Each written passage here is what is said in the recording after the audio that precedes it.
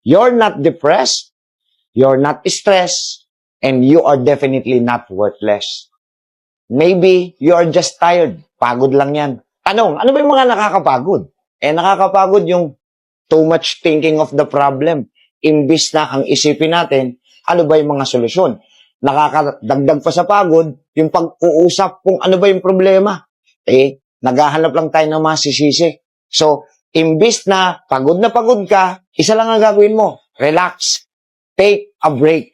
Anong gagawin mo pag nagte-take a break ka? Number 1, isipin mo, self-love. Kailangan mahal mo yung sarili mo. Kasi ikaw lang din ang kawawa.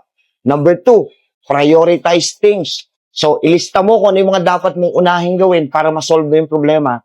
Number 3, new plan and new beginning.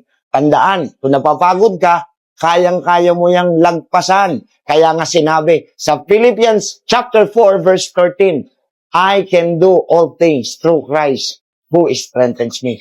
Kaya kung napapagod ka, hindi para may stress, take a break. Pahinga. Okay?